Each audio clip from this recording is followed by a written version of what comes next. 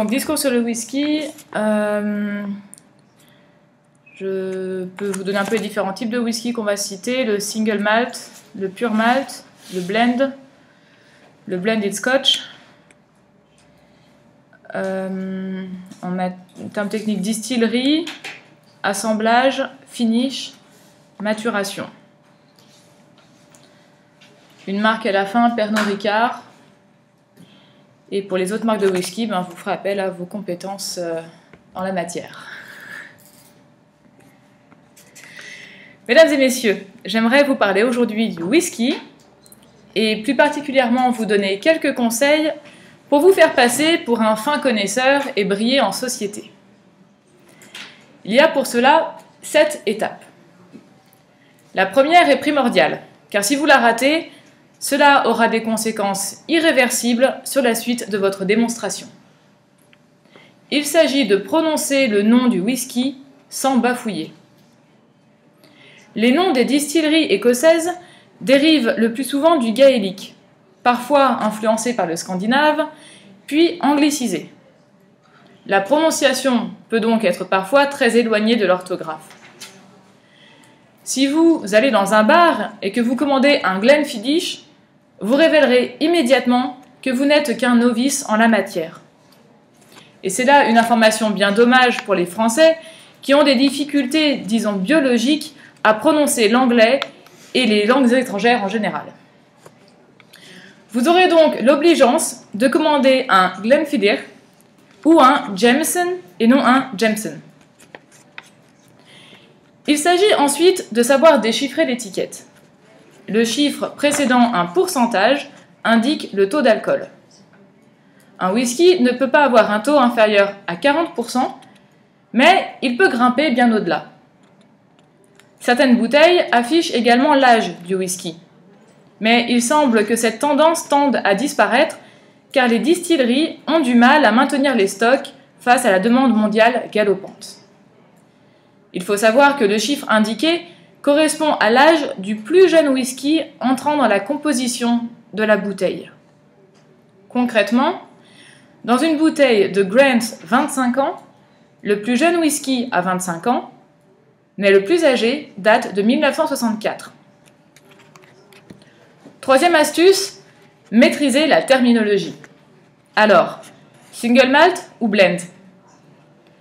Un single malt est un whisky élaboré à partir d'orge maltée uniquement et provient d'une seule et même distillerie. Un blend, ou blended scotch, est un assemblage de single malt et de whisky de grain.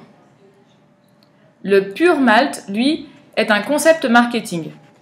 Il s'agit d'un blended malt qui mise sur l'ambiguïté phonétique avec single malt. Si vous ne voulez pas être cloué au pilori au sens propre, il est une erreur à ne surtout pas faire. Confondre le whisky Y et le whisky EY. Il y a quelques années, le New York Times a qualifié de whisky EY les scotch du Speyside, une région d'Écosse, qui compte plus de distilleries que de moutons au mètre carré. Après un soulèvement de lecteurs offensés, le journal a dû publier de longues excuses embarrassées. Alors où est la différence? Whisky EY s'applique aux boissons fabriquées aux États-Unis et en Irlande uniquement. Dans le reste du monde, de l'Écosse au Japon, on écrit whisky Y. Dans la série des parallèles, notons la différence entre assemblage et finish. Un assemblage est le mariage de plusieurs fûts de whisky et donc un mélange d'âge, de distillerie, de nature ou d'anciens contenus. Le finish, lui, est l'ultime étape de maturation du whisky qui vieillit dans un type de fût avant d'être transféré dans un autre type pour y achever son hibernation. Cela permet d'ajouter d'autres arômes. Les plus originaux utilisent les anciens fûts de Madère, Porto, Cognac, Rhum, etc. Regardons maintenant un peu les chiffres. À votre avis, qui sont les plus grands buveurs de whisky au monde? Eh bien non, ce ne sont pas les Écossais, Ce ne sont pas les Irlandais, ni les Britanniques, ni les Américains.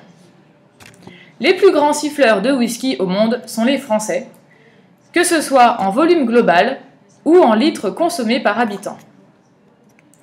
On boit 126 millions de litres de whisky en France par an, soit 1,9 litres par personne.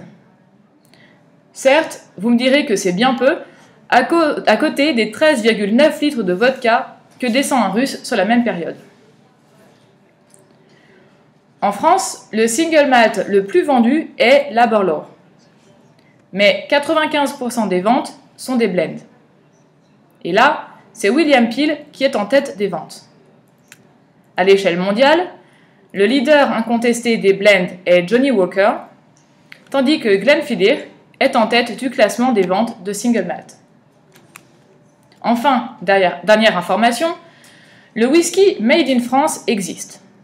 Il est discret, mais les Français peuvent se consoler car il n'est pas rare que leurs verres contiennent un scotch français, ou plus précisément appartenant à une entreprise française.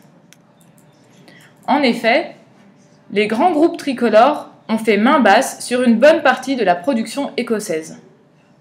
Ainsi, au-delà de fabriquer une boisson jaunasse à l'anis, Pernod Ricard peut se targuer d'être propriétaire de Chivas, Ballantine's et Jameson, pour n'en citer que quelques-uns. Voilà, vous savez tout, vous pouvez maintenant aller chercher votre quart d'heure de gloire lors de votre prochaine réunion mondaine. Je vous remercie.